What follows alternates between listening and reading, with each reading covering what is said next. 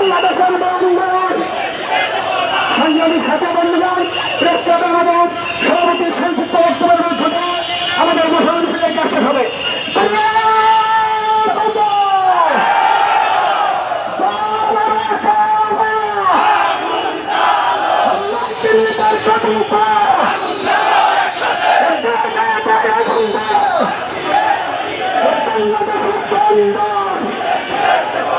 বাংলাদেশের মহানগর, বাংলাদেশের মাটির ঘাটি, বাংলাদেশের মাটির ঘাটি, লড়াই লড়াই লড়াই চাই, দুনিয়ার মানুষ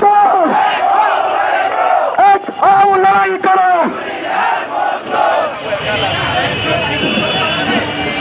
25শে নভেম্বর শাহবাগ রোড সমাবেশ, 26শে নভেম্বর যাত্রাবাড়িতে সমাবেশ, 5 ডিসেম্বর ফুলবাড়িয়া গুলিস্তান বংশালে সমাবেশ, 9 ডিসেম্বর কারণ বাজার এবং ফার্মগেট সমাবেশ, পরবর্তীতে 25 ডিসেম্বর টিকাতলা ধানমন্ডি সমাবেশ, এরপরে 27 ডিসেম্বর বাহাদুরশাহ সদরঘাটে সমাবেশ, পরবর্তীতে আমাদের মসজিদের সহ অন্যান্য কমিটি ঘোষণা করা হবে।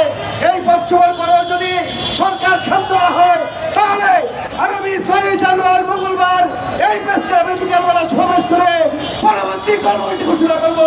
সবাইকে ধন্যবাদ। গুলিস্তান থেকে হাজারের ঊর্ধ্বে মেহনতি মানুষ, ঢাকা শহরের সমাজের মানুষ আজকের মশাল মিছিলে মিলিত হয়েছেন।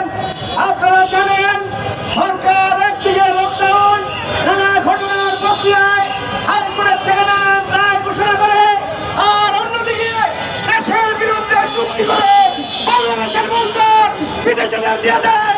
এই চক্রান্ত আজকে গভীর ষড়যন্ত্রে লিপ্ত রয়েছে। বাংলাদেশে সামরিক ঘাঁটি করার উদ্দেশ্যে বিভিন্ন বন্দর দিয়ে এখানে জাহাজ দিয়ে ছন্দ সামন্ত ঢুকে বাংলাদেশকে তারা সিরিয়া বানাতে চায়, যুদ্ধক্ষেত্র বানাতে চায়। মার্কিন সামরিক বাহিনীর চক্রান্ত, অন্যান্য সামরিক বাহিনীর চক্রান্ত আজকে এই হত্যা করছে। আমরা প্রতিবাদে আজকে মশাল মিছিল চালিয়েছি। পরবর্তী কর্মসূচি দিব। এই কর্মসূচির মধ্যে যদি এটা বন্ধ না করে আরো বৃহত্তর কর্মসূচি ঘোষণা করবো। আমরা আজকের এই সমাবেশ থেকে পরবর্তী কর্মসূচি ঘোষণা করছি।